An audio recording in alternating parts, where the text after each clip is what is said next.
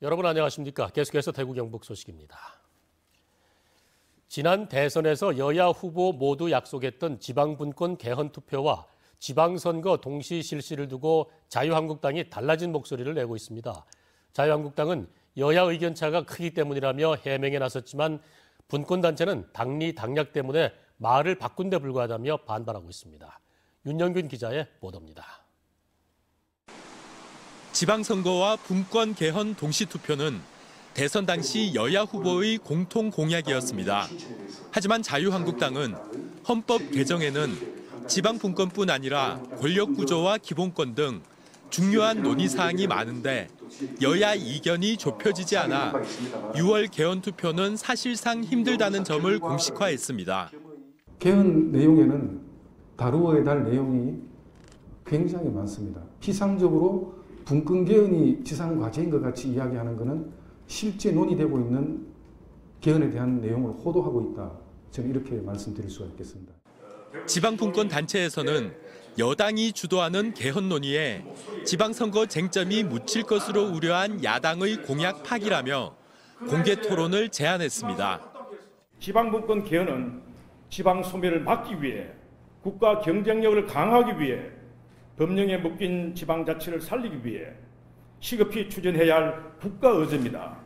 당리 당략으로 이러한 절박한 국가의제를 무산시키는 역사적 과오를 범해서는 결코 안 될 것입니다.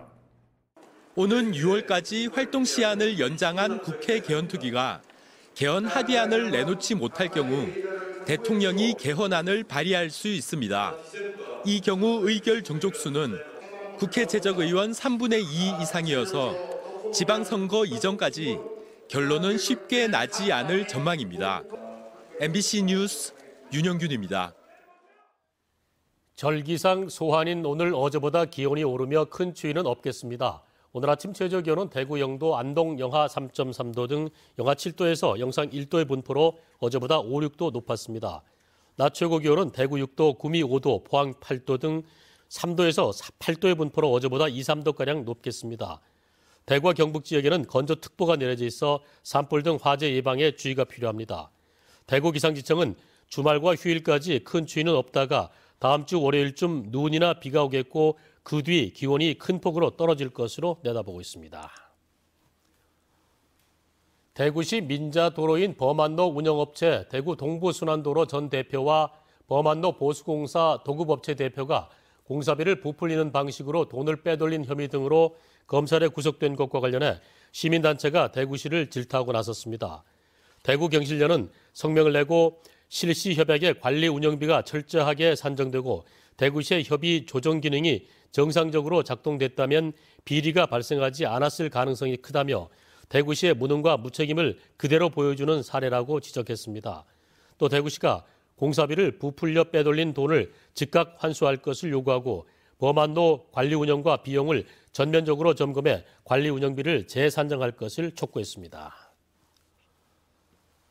대구지방검찰청은 오는 6월 제7회 전국 동시 지방선거를 앞두고 금품선거와 공무원 선거 개입, 여론조사 조작, 부정, 경선운동 등을 집중 단속합니다. 특히 선거 과정에 근거 없는 묻지마식 폭로나 악의적 의혹 제기, 지역 비하 등을 엄단하겠다고 밝혔습니다. 이를 위해 선거범죄 전담 수사반을 편성하고 선거관리위원회와 경찰 등과의 공조를 강화하기로 했습니다. 포항시는 지진을 유발했다는 의혹을 사고 있는 지열발전소와 이산화탄소 저장시설을 영구 폐쇄해 줄 것을 정부에 건의했다고 밝혔습니다. 건의문에서 포항시는 규모 5.4 강진과 70차례가 넘는 여진으로 불안해하는 시민이 지열발전소, 이산화탄소 저장시설과 지진 연관성을 의심하고 있다며 시민 불안감을 해소하기 위해 지열발전소와 이산화탄소 저장시설을 영구 폐쇄해달라고 밝혔습니다. 영양군의 음식 디미방과 장계향 예절이 문화체육관광부가 선정하는 올해 전통문화체험관광 프로그램으로 뽑혔습니다. 이 프로그램은 여성 군자로 불리는 장계향 선생이 1672년에 작성한 한글 조리서 음식 디미방에 있는 전통 음식을 관광객들이 직접 만들고 예절 교육으로 인성도 가다듬는 체험 활동입니다. 문화체육관광부는 문화권 개발 사업으로 지은 건축물들을 알맞게 활용하는 방안으로 좋은 성과가 기대된다고 평가했습니다.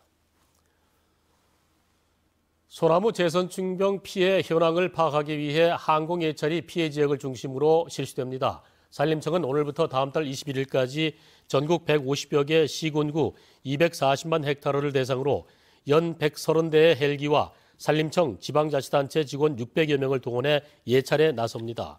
산림청은 항공예찰에서 발견된 고사목에 대해서는 지상예찰에 나서고 오는 3월까지 전량 방제할 계획입니다. 경상북도는 농업의 부가가치와 일자리를 창출하고 농가소득을 높이기 위해서 올해 농업 6차 산업에 314억 원을 투입합니다. 농업 6차 산업 저변 확대와 기반 구축을 위해 제조, 가공, 체험, 관광 등이 연계된 6차 사업화 기반 조성에 244억 원을 산학관련 주체들이 참여하는 네트워크 구축에 9억 원 등을 지원합니다. 이상으로 930 MBC 뉴스를 모두 마칩니다. 함께해 주신 여러분 고맙습니다.